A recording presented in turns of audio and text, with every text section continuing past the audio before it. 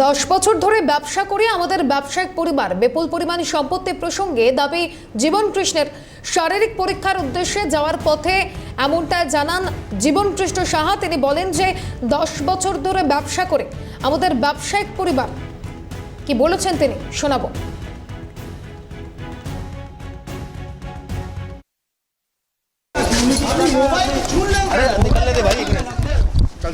কোনো কিছু বলবেন?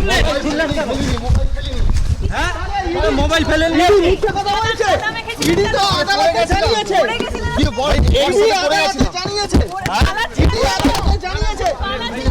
করে গেছিলাম আমি।